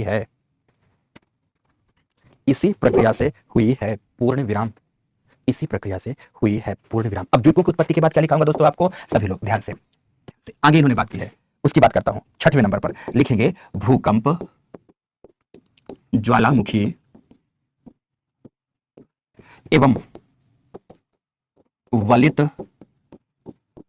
पर्वतों की उत्पत्ति है। इसके बारे में क्या कहा, भूकंप, ज्वालामुखी एवं वलित पर्वतों की उत्पत्ति। तो देखो कैसे समझाया, बोलते हैं कि माना कि यहां, जैसे मान लो कि ये एक बाउल क्षेत्र है, बोलते हैं यहां, इसे मान लेते हैं ये सियाल है, ये सियाल है। अब सियाल में फ्लोट कर रहा है, सॉरी ये सीमा है, सीमा में फ्लोट कर रहा है, यहां पर मान लेते हैं ये सियाल, और सियाल इस दिशा में संचरित हो रहा है, क्योंकि सियाल किस दिशा बताया, पश्चिम की ओर संचरित हो रहा है। संचरण के क्रम में कहते हैं कि सियाल और सीमा के बीच लगा घर्षण, ध्यान से क्या बोलते हैं, संचरण के क्रम में सियाल और सीमा के बीच, इसको लिख देता हूं सियाल और ये लिख देता हूं सीमा, सियाल और सीमा के बीच लगा घर्षण, घर्षण से मुक्त हुई ऊष्मा ऊर्जा, हीट एनर्जी, घर्षण लगा, घर्षण से मुक्त हुई ऊर्जा, ऊष्मा ऊर्जा, ऊष्मा ऊर्जा के प्रभाव से चट्टानें पिघल गई, चट्टानें पिघल कर ज्वालामुखी उद्गार को जन्म दी, ज्वालामुखी बन गया। ऐसा बताते, बहुत सरल है। बोलते हैं कि हम अगर हथेली भी आपस में रगड़े तो गर्म हो जाती है, ऊष्मा ऊर्जा मुक्त होती है। ठीक इसी प्रकार से जब सियाल सीमा पर रगड़ पैदा कर रहा था तो उस रगड़ या घर्षण की वजह से मुक्त हुई ऊष्मा ऊर्जा, उस ऊष्मा ऊर्जा के प्रभाव से चट्टानें पिघल गईं और पिघली हुई चट्टानें जब बाहर निकली तो ज्वालामुखी उद्गार को जन्म दिया, ज्वालामुखी। अब भूकंप सुनना, बोलते घर्षण के क्रम में चट्टानें टूटी, चट्टानों में चटकन आया, भ्रंशन आया, वलन आया, तो चट्टानों के भ्रंशन, चटकन, वलन आदि की प्रक्रिया से भूकंप आ गया। क्या आ गया दोस्तों, चट्टानों में क्या क्या हुआ, वलन हुआ, भ्रंशन हुआ, चटकन हुआ। इस क्रम ने किसको जन्म दे दिया, भूकंप को जन्म दे दिया। फिर आगे बोलते हैं ये वलन की प्रक्रिया जब तीव्र दर से कार्य करती रही तो वलन के कारण सियाल के ये किनारे मुड़ गए, जब सियाल के किनारे मुड़े तो मुड़े हुए किनारों के कारण वलित पर्वत बने। क्या बने दोस्तों, वलित पर्वत बने। ठीक उसी प्रकार से जैसे उत्तर अमेरिका के पश्चिमी किनारे पर रॉकी माउंटेन और दक्षिण अमेरिका के पश्चिमी किनारे पर एंडीज पर्वत पाए जाते। फिर से समझाता हूं अंतिम बार। बोलते हैं कि सियाल और सीमा जब एक दूसरे के साथ, सीमा हमने बताया कि सियाल सीमा पर तैरता था, लेकिन जैसे ही तैरने के क्रम में दोनों के बीच घर्षण लगा पश्चिमी किनारे पर, तो घर्षण से ऊष्मा जो निकली उससे चट्टानें पिघली और पिघली चट्टानें सतह पर प्रकट हुई, तो उसे हमने कहा ज्वालामुखी। आगे बोलते हैं ज्वालामुखी उद्गार के साथ साथ जो चट्टानों में चटकन, भ्रंशन आ गया, इसकी वजह से भूकंप पैदा हुए। और बोलते हैं कि जब वलन तीव्र हुआ और वलन से ऊंचे ऊंचे पर्वतों की उत्पत्ति हो गई, उन्हें ही हम क्या कहते हैं, वलित पर्वत कहते हैं। तो इस प्रकार से प्रवाह के क्रम में ही इन तमाम स्थितियों, वलित पर्वतों को कहते हैं फोल्डेड माउंटेन्स, इंग्लिश में वलित पर्वतों को कहते हैं फोल्डेड माउंटेन्स, ठीक है ना। तो ये इन पर्वतों की उत्पत्ति होती है। तो लिखो सभी के सभी ध्यान से कि सियाल सीमा पर प्रवाह के क्रम में, सियाल सीमा पर प्रवाह के क्रम में निरंतर पश्चिमी किनारे पर घर्षण महसूस कर रहा था। इन्होंने बताया, राज मैं नहीं बता रहा, इन्होंने कहा पश्चिम में पाए जाते हैं, मुझे पता है पूर्व में भी है, बट इन्होंने केवल पश्चिम की बात की तो मैं पश्चिम की बात कर रहा हूं, ठीक है। घर्षण महसूस करता है, सियाल सीमा पर घर्षण महसूस करता है, पूर्ण विराम लगाएं, लिखे इस घर्षण के प्रभाव से, घर्षण रगड़ कुछ भी कहे, घर्षण के प्रभाव से मुक्त ऊष्मा ऊर्जा, घर्षण के प्रभाव से मुक्त ऊष्मा ऊर्जा से पिघली चट्टानों ने ज्वालामुखी को जन्म दिया, ज्वालामुखी को जन्म दिया। पूर्ण विराम लगाएं, लिखें घर्षण से उत्पन्न वलन, भ्रंशन, चटकन आदि के कारण, घर्षण से उत्पन्न वलन, भ्रंशन, चटकन आदि के कारण भूकंपों की उत्पत्ति हुई,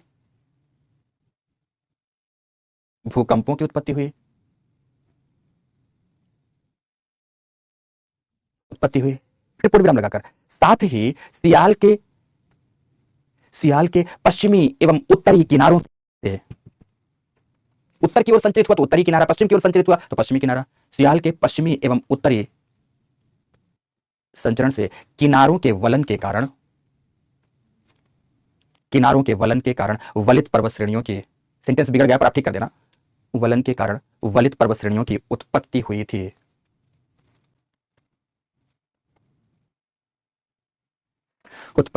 पूर्ण विराम लगाओ, पैरा चेंज करो। इस प्रकार से वेगनर अपनी इन मान्यताओं द्वारा विविध रूपी महाद्वीपों विविध रूपी महाद्वीपों के उत्पत्ति की व्याख्या कर डाली। के उत्पत्ति की व्याख्या कर डाली, पूर्ण विराम। अब दोस्तों बड़े मजे की बात यह है कि इन्होंने व्याख्या तो कर दी, पर प्रश्न यह उठता है कि मैं इनकी बात क्यों मानूं? इन्होंने व्याख्या तो कर दी, पर मैं इनकी बात क्यों मानूं? आप इनकी बात क्यों मानो? कोई भी वैज्ञानिक इनकी बात क्यों मानेगा? एसी ऑन करना है आशीष, स्विच ऑन कर दो। कोई क्यों माने बताओ जल्दी से, इनकी बात नहीं मानेगा। तो बोलेगा, बोलना शुरू किया, कह रहे भाई मान लो मेरी बात, मैं इसके लिए आपको प्रमाण देता हूं। ठीक उसी प्रकार से जैसे एक कहानी है, मान लो एक मर्डर की, एक व्यक्ति का मर्डर हुआ, उसके फेवर में एडवोकेट महोदय या लॉयर जिसे आप कहते हो, एडवोकेट महोदय केस लड़ते हैं और पैरवी लेकर, मुकदमा लेकर, मुद्दा लेकर जज साहब के सामने पहुंचे। जज साहब से बोलते हैं कि योर ऑनर, मेरे क्लाइंट का अवश्य ही मर्डर हुआ है और मर्डर किसी धारदार हथियार से हुआ है। ओके दोस्तों, जज साहब ने कहा भाई तेरी बात मैं क्यों मानूं, इसके लिए एविडेंस दे दे। एविडेंस प्रस्तुत कर, बोलता है यस सर मैं एविडेंस जरूर प्रस्तुत करूंगा, इसके लिए मुझे समय दे दिया जाए। समय लिया और भागा मर्डर साइट पे गया। इधर उधर घूमा, उसे आसपास गिरे हुए एक चाकू मिल गया। चाकू लिया, खुशी के मारे फूला ना समाया, भागा जज साहब के सामने पहुंचा। जज साहब देखिए ये चाकू जैसा ही हथियार था जिससे मेरे क्लाइंट की हत्या हुई थी। देखिए इस चाकू का गुनाह है, इस चाकू को का उपयोग करने वाला अगर मिल जाए तो गुनाहगार कौन है इसका पता चल पाएगा। मैंने कहा था कि मर्डर हुआ। जज साहब के बोले कोई बात नहीं, इसका फोरेंसिक टेस्ट कराते हैं। चाकू का टेस्ट कराया तो पता चला सब्जी काटने का चाकू था, इसमें कोई ब्लड स्ट्रेन है नहीं, कोई एविडेंस है नहीं, तो कैसे मान लिया जाए किस चाकू से इसकी हत्या हुई थी। जज साहब बोले ना वकील साहब कोई दूसरा साक्ष्य दो। वकील साहब भागे गए और फिर गए, तुमको एक तलवार मिली पड़ी हुई, कहीं तलवार उठा लाए और उसमें भी कुछ पुरानी बहुत दिनों की पड़ी थी, तो उसमें कुछ लाल धब्बे पड़े हुए थे। लेकिन देखिए जज साहब ये तलवार से हत्या हुई थी, मैंने कहा था कि धारदार हथियार से हत्या हुई थी, इसी से हत्या हुई थी। अगर इसके ओनर का पता चल जाए तो पता चल जाएगा कि मर्डर किसने किया है। जज साहब बोले कोई बात नहीं, उछलो नहीं वकील साहब, इसका फोरेंसिक टेस्ट कराते। फोरेंसिक टेस्ट कराया, पता चला कि उसमें ब्लड के स्ट्रेन नहीं थे, वो जंग लग गए थे, इसलिए वो लाल धब्बे कुछ दिखाई दे रहे थे।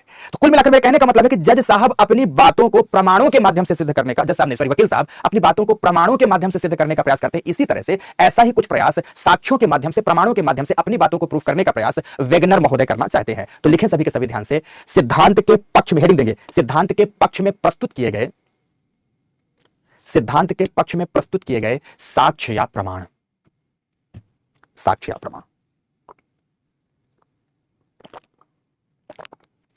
ठीक है, अब प्रमाणों पर बात करते हैं। तो सबसे पहला दोस्तों फर्स्ट को लिखेंगे जियोलॉजिकल एविडेंस, मतलब भूगर्भिक प्रमाण।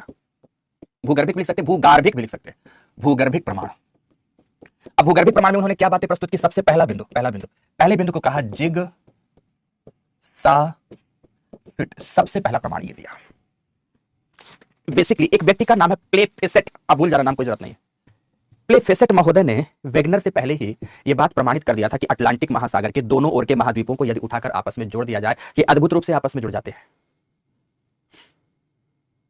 फिर से, अगर अटलांटिक महासागर के दोनों ओर अवस्थित महाद्वीपों को आपस में जोड़ दिया जाए तो ये अद्भुत रूप से आपस में जुड़कर एक बड़े भूखंड का निर्माण कर देते हैं।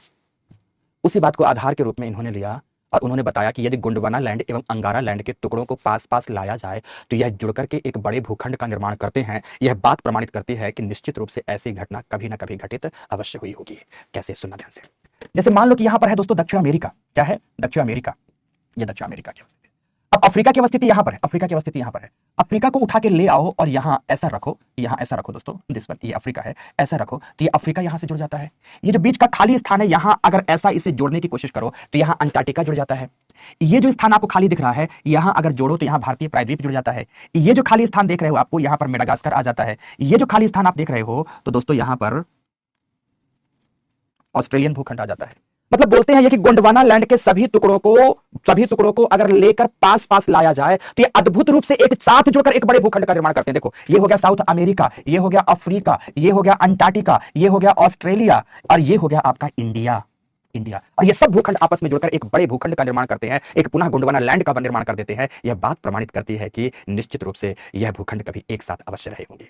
इस तरह से इन्होंने अपनी बात कही है। चित्र भी बनाने हैं और भाषा भी लिखना है। लिखना वेगनर यह समझाने का प्रयास करते हैं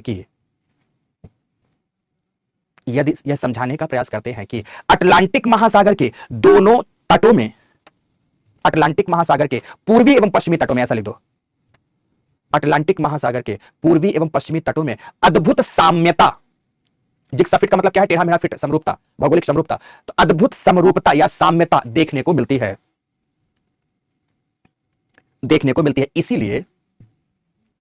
इसीलिए यदि अंगारा लैंड एवं एवं गोंडवाना लैंड के सभी खंडों को पास पास लाया जाए, पास पास लाया जाए तो यह आपस में जुड़कर पुनः एक पैंजिया का रूप धारण करते हैं। एक पैंजिया का रूप धारण करते हैं। प्रोग्राम कहते हैं, लिखो, स्पीड मेंटेन करेंगे, क्लास थोड़ा 12 साढ़े 12 बजे तक चलाऊंगा। पैंजिया का रूप धारण करते हैं। फिर क्या कहते हैं? यह महज इत्तिफाक नहीं, बोलते हैं इत्तिफाक नहीं है, लिखते हैं यह महज इत्तिफाक नहीं। इत्तिफाक नहीं तो क्या है? इत्तिफाक नहीं बल्कि पैंजिया की वास्तविकता है, बल्कि पैंजिया की वास्तविकता है। पूर्ण विराम, पूर्ण विराम। अब इसमें बहुत सारे और भी प्रमाण है, तो दूसरा प्रमाण भी बता देता हूं। कई प्रमाण है लेकिन दो ही बताएंगे, ज्यादा नहीं। दूसरा प्रमाण, दूसरा, ठीक है। अब दूसरा जियोलॉजिकल एविडेंस में क्या प्रस्तुत करते हैं? भूगर्भिक प्रमाण के अंतर्गत दूसरा क्या है? तो दूसरे प्रमाण में बताते हैं कि यहां पर दक्षिण अमेरिका है, दक्षिण अमेरिका के यहां पर गुयाना पठार है और यहां पर गिनी उच्च भूमि है। ध्यान रखना, यहां है गुयाना पठार है और यहां है गिनी उच्च भूमि है। बोलते हैं गुयाना पठार की चट्टानें गिनी उच्च भूमि की चट्टानों के लगभग समतुल्य है। गुयाना पठार की चट्टानें गिनी उच्च भूमि की चट्टानों के लगभग समतुल्य है।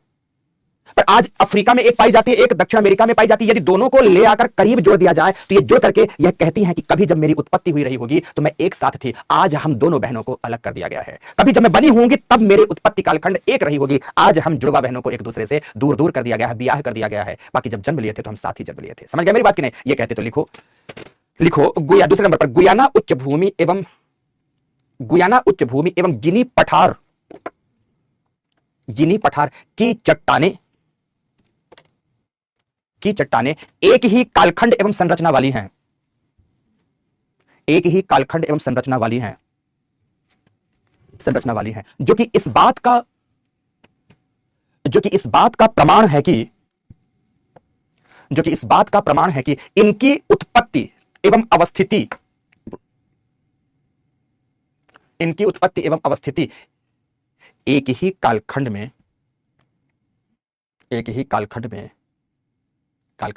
एक साथ हुई होगी। पूर्ण विराम। चलो एक और प्रमाण दे देता हूं आपके लिए तीसरा प्रमाण देता हूं, ठीक है। अब तीसरा प्रमाण क्या है दोस्तों? इस समय पर खूब चर्चा भी चल रही है डोनाल्ड ट्रंप की वजह से। यहां है दोस्तों उत्तर अमेरिका, देखना ध्यान से।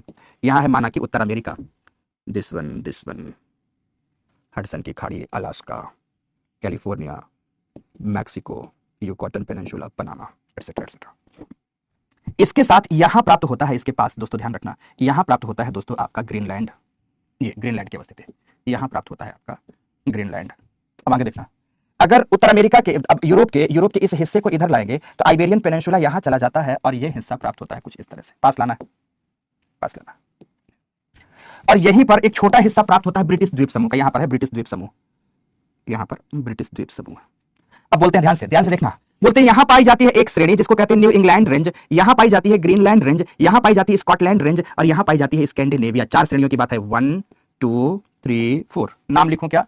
पहले नंबर पर है new England range. New England में नहीं है, इंग्लैंड रेंज श्रेणी है। फिर दूसरी है ग्रीनलैंड रेंज है। तीसरे नंबर पर है स्कॉटलैंड रेंज है। चौथे नंबर पर आती है स्कैंडिनेविया। इन चारों की अद्भुत विशेषता है कि यह एक ही कालखंड की है, एक ही संरचना वाली है। तो बोलते हैं वेगनर कि अगर इन सारे टुकड़ों को एक साथ जोड़ें तो ये जुड़कर इस कहानी को बयां करते हैं कि यह उत्पत्ति कालखंड में सभी भूखंड आपस में जुड़े रहे होंगे। ये चारों की चारों 4 जुड़वा बहनें रही होंगी, लेकिन आज इन्हें दूर कर दिया गया है। अगर इन्हें जोड़े तो वह एक ही कोख से पैदा हुई श्रेणियों के रूप में दिखाई देंगी। समझ में आ गई मेरी बात की नहीं? तो चौथी ये बात आती है। तो चौथी इस बात को क्या लिखेंगे? लिखें अमेरिका की न्यू इंग्लैंड श्रेणी, कॉमा लगाइए, ग्रीनलैंड, स्कॉटलैंड एवं नॉर्वे की स्कैंडिनेविया की चट्टान संरचना एवं आयु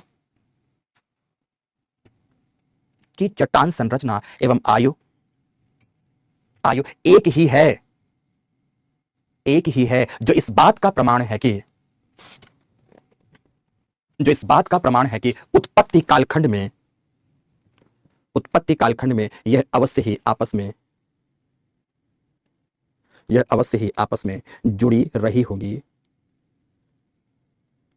जुड़ी रही होंगी तथा एक ही भूखंड का हिस्सा रही होंगी, एक ही भूखंड का हिस्सा रही होंगी। पूर्ण विराम। पहली बात समाप्त हुई।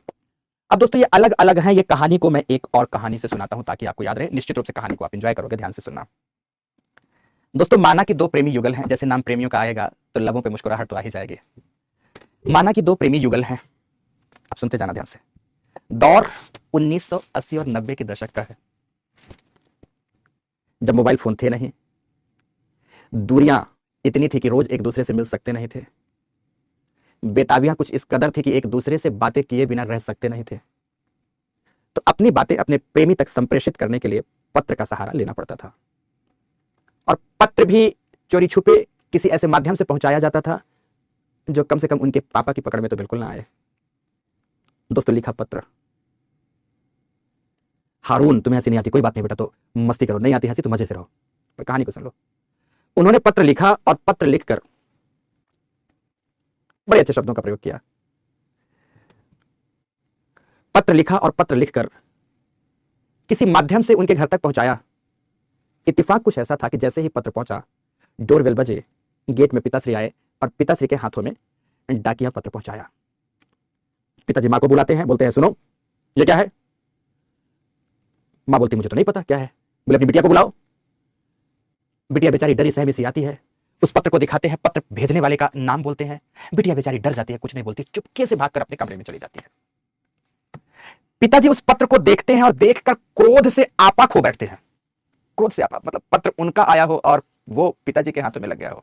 पिताजी क्रोध से आपा खो बैठे, मां को तमाम बातें सुनाते हैं, तेरी बिटिया, तेरा बेटा जो भी एकदम बर्बाद हो गया है, बिगड़ गया है, पढ़ने लिखने के टाइम पर क्या करता है, ये है वो है। तो मां बोलती है अरे कोई बात नहीं है, अरे भेजा किसने, लिखा क्या है। तो लिखा क्या है सुनना ध्यान से। तो पिताजी उस पत्र की पहली लाइन पढ़ते हैं। पहली लाइन प्रेमी को कुछ लिखने के लिए सूझा नहीं तो उसने क्या लिखा था, कितनी सुंदर सी लाइन लिखा था। लिखा है कि हे मानव रूपी जगत सुंदरी, काश कि मेरे पास कुछ अल्फाज होते और मैं तुम्हें किसी नाम के साथ संबोधित कर पाता, लेकिन जब भी तुम्हारा मैं किसी नाम से संबोधन करता हूं वो नाम मुझे तुम्हारे लिए बहुत ओछा महसूस होता है। नाम तुम्हारे नैनों पर रखूं या नाम तुम्हारे अलकों पर रखूं, नाम तुम्हारे अधर एवं अधर की मुस्कुराहटों पर रखूं या नाम तुम्हारे नजाकत या नफासत पर रखूं।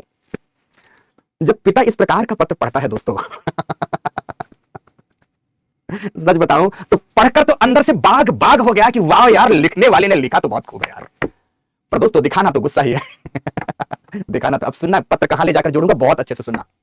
बड़े प्यार से पढ़ा, एक बार पढ़ा, दो बार पढ़ा, तीन बार पढ़ा, पर दिखाना तो गुस्सा में था और गुस्से के उस पत्र को ये लोग कर दिया चर चर चर। पत्र फाड़ दिया उन्होंने। पत्र फाड़ा और पत्र के फाड़ने की आवाज उस बंद कमरे में सिसकियां ले रहे आवाजों को भी सुनाई दी। ध्यान से सुनना। सिसकियां ले रहे, कुछ बच्चे बोल रहे हैं ऐसा लग रहा है जैसे सर आप अपनी कहानी सुना रहे हो। मान लो कि मेरी ही कहानी है तो मान लो कहानी है तो क्या बुरा है, अगर प्रेम करना गुनाह है तो मानो कि मैंने कर ही लिया, अगर ऐसा ही कुछ लगता है तो। अब सुनो कहानी सुनो, इससे जोड़ना है बेटा, इससे जोड़ना है, सुनते जाओ। पत्र को फाड़ा और फाड़कर गुस्से से तमतमाए हुए ले जाकर पत्र को डस्टबिन में फेंक दिया। पत्र टुकड़े टुकड़े थे दोस्तों। पत्र कैसे थे, टुकड़े टुकड़े को अंडरलाइन करो, पत्र टुकड़े टुकड़े था। पिताजी बोलते हैं कि आज के बाद तेरी बेटी या बेटा घर से बाहर कदम रख देगी तो मैं इसके कदम तोड़ दूंगा, और सुन इसकी सारी जिम्मेदारी तेरी होगी, मैं जा रहा हूं, ऑफिस जा रहा हूं, मेरा ड्यूटी का टाइम हो गया। पिताजी चले गए ऑफिस, और जैसे पिताजी ऑफिस गए वो भागे भागे कदमों से गए, और सच बताऊं आज तो डस्टबिन का भी इतना जोर से आलिंगन किया जैसे उन्हें वर्षों से बिछड़ी बिछड़ी आस मिल गई हो।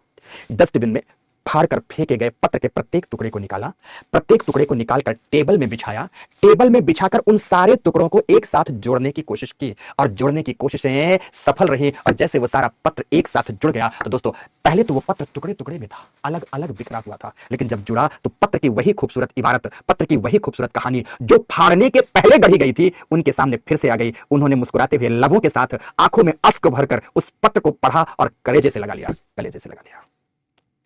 तो दोस्तों ध्यान से सुनने की कोशिश करना, यह कलेजा किसी और का नहीं, यह वेगनर का है। वो पत्र किसी और का नहीं, पत्र भूखंडों का है। पत्रों में लिखी गई इबारत कुछ और नहीं, लिखी गई इबारत पैंजिया की है, और फाड़ कर फेंके गए टुकड़े कोई और पिता स्वरूप नहीं बल्कि ज्वारीय बल था जिसने उन टुकड़ों को फाड़ कर दूर दूर कर दिया था,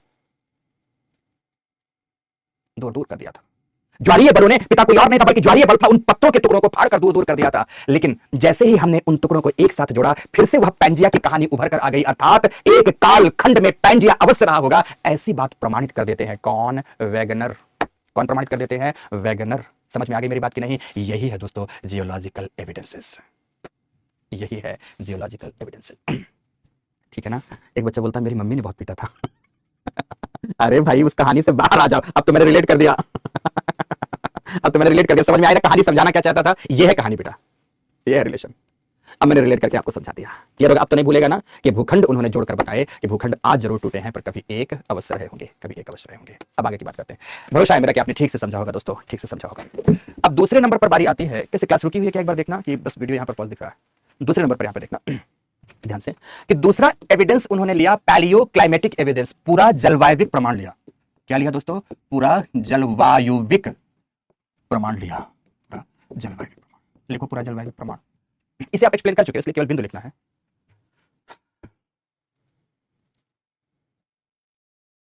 अरे निर्मा, मेरी तो भूख उड़ गई इतने अच्छे क्लास से टॉपिक से, तुम्हें भूख आ रही है, तुम भी बिटिया हद करती है। पढ़ चुपचाप, मारूंगा झापड़। पूरा जलवायु प्रमाण, पूरा जलवायु प्रमाण में दो प्रमाण थे, दो प्रमाण थे। क्या थे?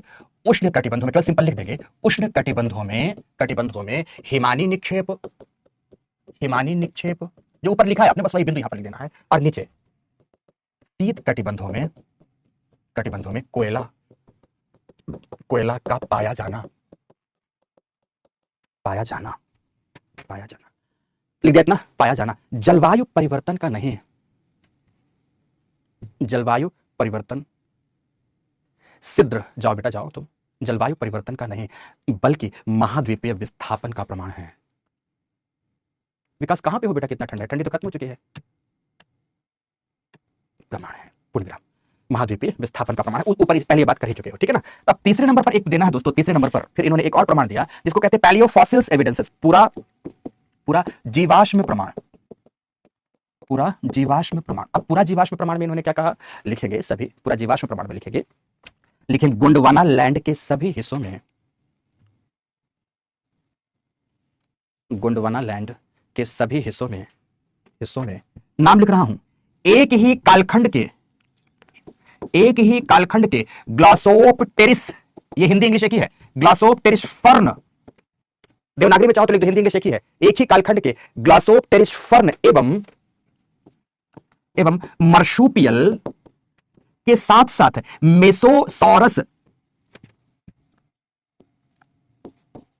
मेसोसॉरस जंतुओं के जीवाश्म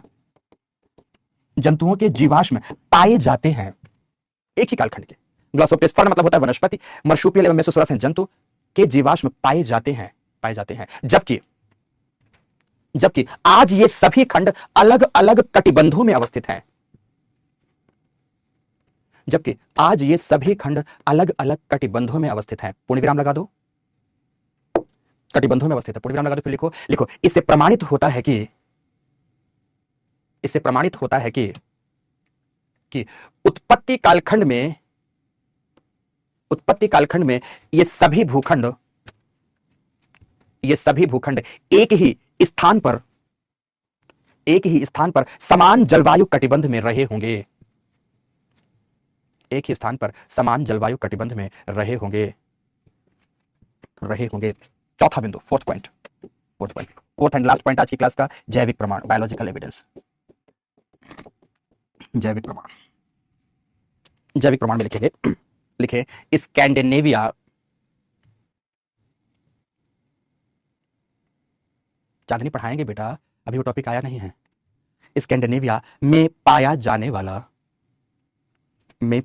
वाला वॉच क्या, लेमिंग, LEMMING, लेमिंग नामक शाकाहारी जीव। स्कैंडिनेविया में पाया जाने वाला लेमिंग नामक शाकाहारी जीव नॉर्वे सागर या उत्तर सागर में डूबकर सामूहिक आत्महत्या करता है, पूर्ण विराम लगाओ। वेगनर के अनुसार वह आत्महत्या नहीं बल्कि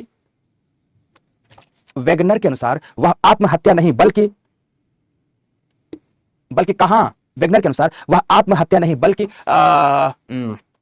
ग्रीनलैंड जाने का असफल प्रयास है, क्योंकि पहले ग्रीनलैंड नॉर्वे के समीप हुआ करता था। तो ये जीव पानी में तैरता हुआ ग्रीनलैंड पहुंच जाता था, पर अब ग्रीनलैंड दूर हो गया तो डूब के मर जाएगा ये तैरता हुआ। ठीक है, ग्रीनलैंड नॉर्वे के समीप हुआ करता था पूर्ण विराम। पहले क्या कहते हैं, ग्रीनलैंड पहले तो पास था, तो ये जीव तैरकर ग्रीनलैंड पहुंच जाता था, लेकिन अब ग्रीनलैंड दूर हो गया है, उत्तर अमेरिका के पास चला गया है, तो ये जीव जाना तो चाहता है, लेकिन थक कर चूर होकर डूब जाता है, मर जाता है, सामूहिक आत्महत्या करता है। तो मरना नहीं चाहता, ये ग्रीनलैंड जाना चाहता है। तो इस प्रकार से इन 4 और 4 के अंदर जो बातें मैंने बताई है, इन प्रमाणों के माध्यम से इन्होंने कहा कि देखो अब तो प्रूफ हो जाता है कि बेसिकली हमने जो बातें कही है सही है, अर्थात महाद्वीपों का विस्थापन हुआ है। पैरा चेंज करते हैं, अंतिम लाइन लिखेंगे, इन तमाम प्रमाणों के माध्यम से, प्रमाण या साक्ष्य कुछ कहो, इन तमाम प्रमाणों के माध्यम से वेगनर